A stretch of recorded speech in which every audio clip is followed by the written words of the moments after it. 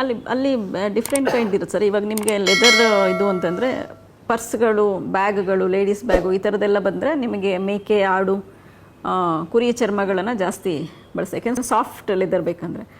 ಚಪ್ಪಲಿ ತಯಾರಿಕೆಗೆ ಹೆಚ್ಚಾಗಿ ಹಸುವಿನದು, ದನದ್ದು, ಎಮ್ಮೆದು ಬಳಸ್ತಾರೆ. ನಮ್ಮಲ್ಲಿ 2 ರೀತಿ ಇದೆ.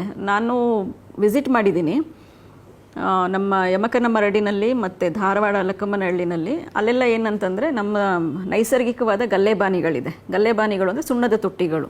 ಆ ಸುಣ್ಣದ ತೊಟ್ಟಿಗಳಲ್ಲಿ ಅದು ನೈಸರ್ಗಿಕವಾಗಿ ಚರ್ಮವನ್ನು ಹದ ಮಾಡುವಂಥದ್ದು, ಸಂಸ್ಕರಣೆ ಮಾಡುವಂಥದ್ದು. ಸೊ ಅಲ್ಲಿ ಅದು ಸುಮಾರು 1 ತಿಂಗಳು 15 ದಿನ ಟೋಟಲ್ಲಾಗಿ ಅದು ಒಂದು ಇಡೀ ಚರ್ಮ ಹದಗೊಂಡು ಅದನ್ನು ಚಪ್ಪಲಿ ತಯಾರಿಕೆಗೆ ಬಳಸಲಿಕ್ಕೆ ಆಗುವಂಥದ್ದು ಕಾಲಾವಧಿ ಅದು. ಅದು ಹೇಗೆ ಅಂತಂದರೆ ನಿಮಗೆ ಸುಣ್ಣದ ತೊಟ್ಟಿಗಳಲ್ಲಿ ಉಪ್ಪಿನ ನೀರನ್ನ ಮಿಶ್ರಣ ಮಾಡಿರ್ತಾರೆ. ಈಗ ಕಡಿದು ಮತ್ತು ಸುಳಿದಂಥ ಚರ್ಮಗಳನ್ನು ತೊಗೊಂಬಂದು ಅಲ್ಲಿ ನೆನೆಸ್ತಾರೆ. ಸುಮಾರು ದಿನ ಅಲ್ಲಿ ನೆನೆಸಿ ಅದನ್ನು ಹೊರಗಡೆ ತೆಗೆದು ಅದನ್ನು ಉಜ್ತಾರೆ. ಅವ್ರದ್ದು ಕಲ್ಲಿನಲ್ಲಿ ಉಜ್ಜಿದಾಗ ಆ ಪ್ರಾಣಿದು ರೋಮ ಇರುತ್ತಲ್ಲ, ಕೂದಲೆಲ್ಲ ಅಲ್ಲಿಂದ ಅದು ಇದಾಗುತ್ತೆ. ಆಮೇಲೆ ಈ ಕಡೆ ಸೈಡು ಅದಕ್ಕೆ ಮಾಂಸನೂ ಅಂಟ್ಕೊಂಡಿರುತ್ತೆ, ರಕ್ತ ಮಿಶ್ರಿತ ಮಾಂಸ ಅಂಟ್ಕೊಂಡಿರುತ್ತೆ. ಸೊ ಅದನ್ನು ತೆಗೆದು ಮತ್ತು ಉಜ್ಜಿ ಮತ್ತು ಸಂಸ್ಕಾರ ಮಾಡಿ ಆ ಥರ 3-4 ತೊಟ್ಟಿಗಳು ಇಟ್ಕೊಂಡಿರ್ತಾರೆ. ಅಂದರೆ ಒಂದು ಗಲ್ಲೆಬಾನಿಯಿಂದ ಇನ್ನೊಂದು ಹೀಗೆ ಬದಲಾಯಿಸ್ತಾ ಇರ್ತಾರೆ. ಕೊನೆಯ ಹಂತದಲ್ಲಿ ಏನು ಮಾಡ್ತಾರೆ, ಅದು ಎಲ್ಲ ಸಂಪೂರ್ಣವಾಗಿ ಅದರದ್ದು ರೋಮಗಳು ಹೋಗಿ ಒಳಗಡೆ ಇರುವಂಥ ಮಾಂಸ ಹೋಗಿ ಬರೀ ಚರ್ಮ ಉಳ್ಕೊಳ್ಳುತ್ತೆ. ಅದು 7 ಲೇಯರ್ ಕಟ್ ಮಾಡ್ಬೋದು ಆ ಚರ್ಮವನ್ನು, ತುಂಬ ತಿಕ್ಕಾಗಿರುತ್ತೆ. ಅದನ್ನು ಏನು ಮಾಡ್ತಾರೆ, ನಮ್ಮ ಸೆಣಬಿಂದು ಬರುತ್ತಲ್ಲ ನಾರು, ಅದರಲ್ಲಿ ಹೊಲಿತಾರೆ, ಚೀಲ ಥರ ಹೊಲಿತಾರೆ, ಕಸುಬೆ ಚೀಲ ಟೈಪ್. ಹೊಲದ ಮೇಲೆ ಅದರೊಳಗಡೆ ನೈಸರ್ಗಿಕವಾದಂಥ ಈಗ ನಾವು ಅಂಟುವಾಳಕಾಯಿ ಅಂತೀವಿ, ಬಟ್ ಅವರ ಅಂಟುವಾಳಕಾಯಿನಲ್ಲ, ಅದು ಬೇರೆ ಕಾಯಿ ಅದು. ಸೊ ಆ ಕಾಯಿ ಮತ್ತು ಕೆಲವೊಂದು ಬೀಜ ಮತ್ತು ಹುಲ್ಲು ಅದನ್ನೆಲ್ಲ ಹಾಕಿ ಅದನ್ನು ಕಟ್ಟಿಬಿಟ್ಟು ನೇತಾಕ್ತಾರೆ. ಅದಕ್ಕೆ ಕಂಟಿನ್ಯೂಸ್ ಆಗಿ ನೀರನ್ನು ಸುರಿತಾರೆ.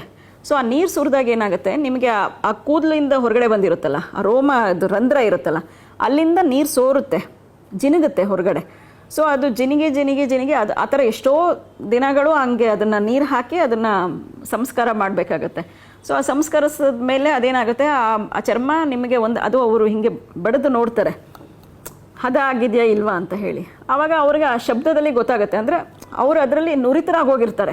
ಈಗ ಅನ್ನ ಮಾಡಬೇಕಾದ್ರೆ ಅಕ್ಕಿ ಒಂದು ಕಾಳು ಮುಟ್ಟಿದ್ರೆ ಅನ್ನ ಆಗಿದೆಯಾ ಇಲ್ವಾ, ಬೆಂದಿದೆಯಾ ಇಲ್ವಾ ಅನ್ನೋದು ಗೊತ್ತಾಗುತ್ತಲ್ಲ, ಆ ಥರ. ಅಂದರೆ ಅವ್ರಿಗೆ ಅದು ಪರಂಪರೆಯಿಂದನೇ, ಅಂದರೆ ರೂಢಿಗತವಾಗಿಬಿಟ್ಟಿರುತ್ತೆ. ಅವ್ರೇನು ಮಾಡ್ತಾರೆ, ಅದು ಇದಾಗಿದೆ ಅಂತಂದಮೇಲೆ ಅದನ್ನು ಮತ್ತೆ ಹೊಲಿಗೆ ತೆಗೆದು ಬಿಸಿಲಲ್ಲಿ ಒಣಗಾಕ್ತಾರೆ. ಅಂದರೆ ಅದು ಹೊಲಿಗೆ ಬಿಚ್ಚಿ ಆವಾಗ ಅದು ಪೂರ್ತಿ ಒಂದು ಚರ್ಮದ ಇದು ಸಿಗುತ್ತೆ, ಹಲಿಗೆ ಥರ. ಅದನ್ನು ಬಿಸಿಲಲ್ಲಿ ಒಣಗಾಕ್ತಾರೆ, ನೆರಳಲ್ಲಿ ಒಣಗಾಕ್ತಾರೆ. ಅದು ಒಂದು ಹದಕ್ಕೆ ಬಂದಮೇಲೆ ಅದನ್ನ ಕತ್ತರಿಸ್ಬಿಟ್ಟು ಯಾವ ಶೇಪಿಗೆ ಬೇಕು ಆ ಥರ ಮಾಡೋದು. ಕೊಲ್ಲಾಪುರಿ ಚಪ್ಪಲಿನಲ್ಲೆಲ್ಲ ಇದೇ ಹೆಚ್ಚು ಬಳಸುವಂಥದ್ದು. ಅದರ ಥಿಕ್ನೆಸ್ಸು ಮತ್ತು ಮತ್ತು ಅದನ್ನು ಕಟ್ ಮಾಡ್ತಾರೆ, ಆ ಲೇಯರ್ಸ್ ಕಟ್ ಮಾಡಿಬಿಟ್ಟು ಅದರಿಂದ ಮಾಡೋದು. ಇದು ನೈಸರ್ಗಿಕವಾಗಿ, ಇದರಿಂದ ಪರಿಸರಕ್ಕೆ ಏಕೆಂದರೆ ಯಾವುದೇ ಕೆಮಿಕಲ್ ಬಳಸೋದಿಲ್ಲ ಅದರಲ್ಲಿ.